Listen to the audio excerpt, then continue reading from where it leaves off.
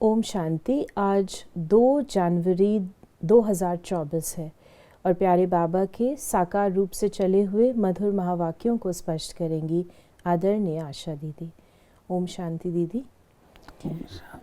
बाबा ने कहा, मीठे बच्चे, देही अभिमानी बनो तो विकल्प समाप्त हो जाएंगे। किसी भी बात से डर नहीं लगेगा, तुम फिक्र से फारिग हो जाएंगे।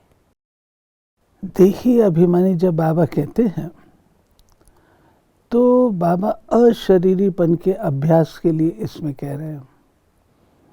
जितना हम आत्माएं शरीर से डिटैच होकर के पार्ट प्ले करेंगे, शरीर को माध्यम समझते हैं, शरीर के द्वारा कर रहे हैं, शरीर अभिमानी नहीं है, हम आत्म अभिमानी होकर के करते हैं, तो शरीर छोड़ने में हमको कोई कठिनाई नहीं होगी। अंतिम मोमेंट जो होगा हमारा सहज होगा। प्रश्न है, नए झाड़ की वृद्धि किस तरह से होती है और क्यों? नए झाड़ की वृद्धि बहुत धीरे धीरे और जू मिसल होती है। जैसे ड्रामा जू मिसल चल रहा है, ऐसे ड्रामा अनुसार ये झाड़ भी धीरे धीरे वृद्धि को पाता है, क्योंकि इसमें माया का मुकाबला भी बहुत करना पड़ता है। बच्चों को देही अभिमानी बनने में मेहनत लगती है। देही अभिमानी बने तो बहुत खुशी रहे, सर्विस में भी वृद्धि हो, बाप और वर्षे की याद रहे तो बेड़ा पार हो जाए।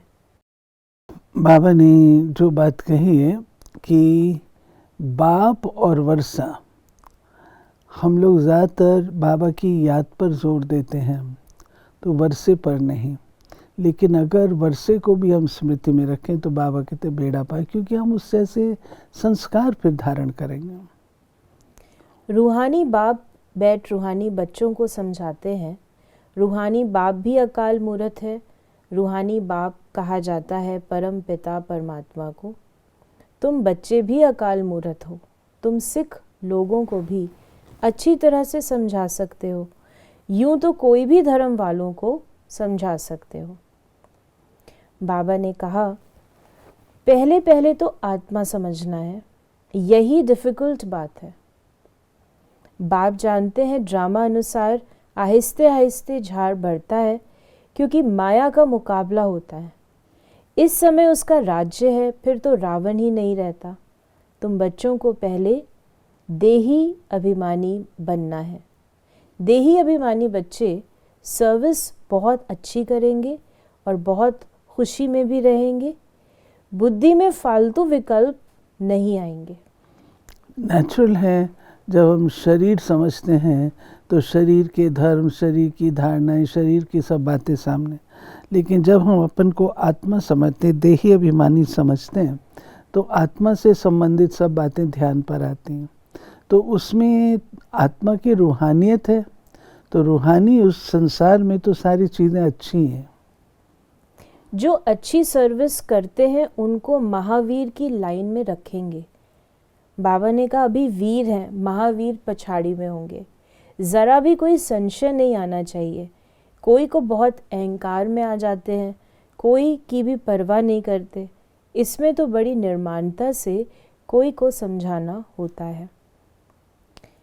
फिर बाबा ने हम बच्चों को कहा कि मनुष्य को ज्ञानवान नहीं कहा जाएगा। देवताएं तो मनुष्य है ना, परंतु दैवी गुण है, इसलिए देवता कहा जाता है। उन्हों को भी बाप से ही वर्षा मिला था। तुम भी इस राजयोग से विश्व के मालिक बन रहे हो।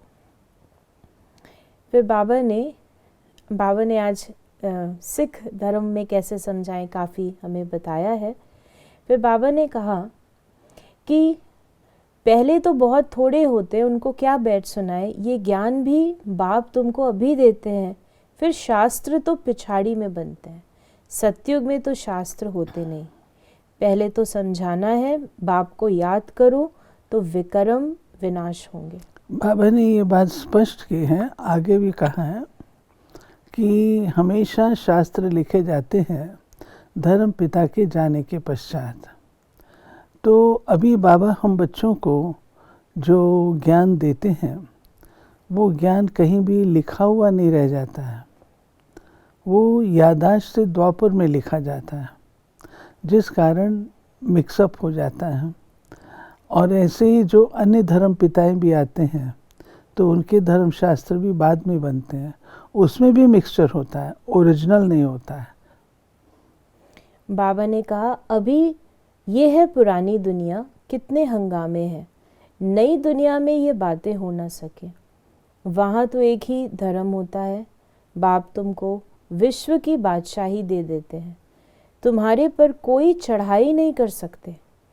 द्वापर में धर्म स्थापक आते हैं अपने अपने धर्म की स्थापना करने। उनका धर्म जब वृद्धि को पाए, ताकत में आए, तब लड़ाई की बात है।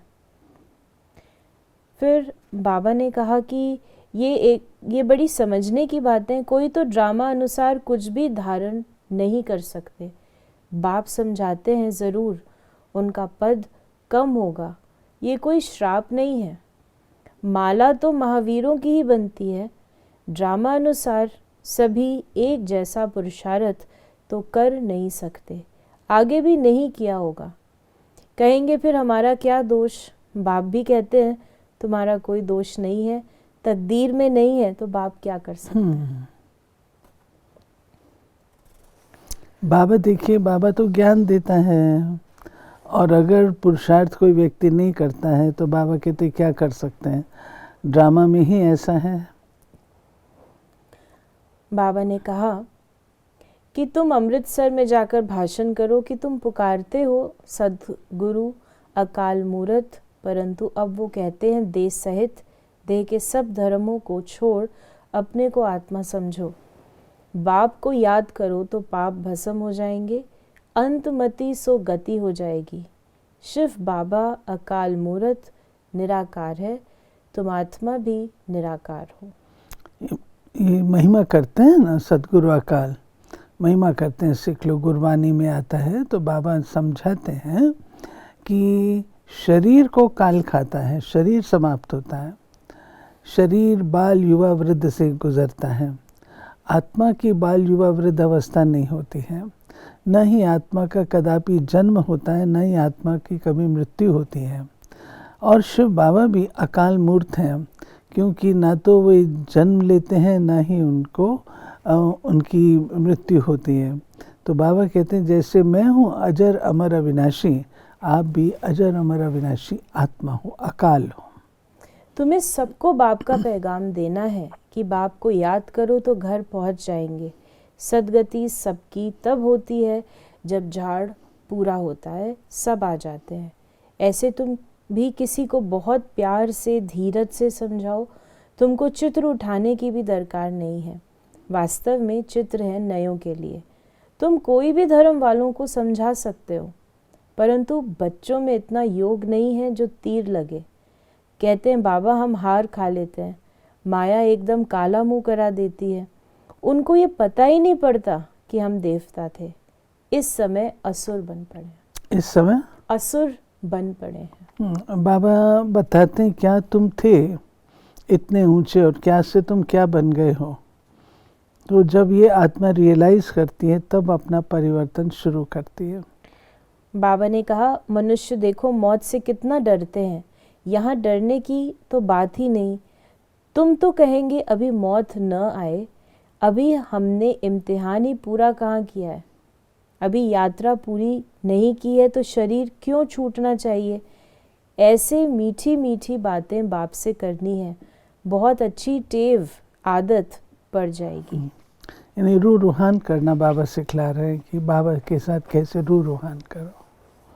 फिर बाबा ने आज हम बच्चों को वरदान दिया, कर्म और संबंध दोनों में स्वार्थ भाव से मुक्त रहने वाले बाप समान कर्मातीत भव। बाप बच्चों की सेवा है, आप बच्चों की सेवा है सबको मुक्त बनाने की। औरों को मुक्त बनाते स्वयं को बंधन में बांध नहीं देना। जब हद के मेरे से मुक्त होंगे तब अव्यक्त स्थिति का अनुभव कर सकेंगे। जो बच्चे लौकिक और अलौकिक कर्म और संबंध दोनों में स्वार्थ भाव से मुक्त हैं, वही बाप समान कर्मातीत स्थिति का अनुभव कर सकते हैं। तो चेक करो कहाँ तक कर्मों के बंधन से न्यारे बने हैं, व्यर्थ स्वभाव संस्कार के वश होने से मुक्त बने हैं। कभी कोई पिछला संस्कार स्वभाव वशीभूत तो नहीं बनाता है। फिर स्लोगन है, समान और संपूर्ण बनना है तो स्नेह के सागर में समा जाओ। कितनी अच्छी युक्ति है कि अगर बाबा के साथ स्नेह है तो बाप समान भी हम बनेंगे, पुरुषार्थ करेंगे और संपूर्ण बनने का भी पूरा पुरुषार्थ करेंगे। स्नेह ऐसी चीज़ है जो असंभव को भी संभव करा लेती है। तो ये थे प्यारे बाबा के आज के मधुर महावाक्य। ओम शांति।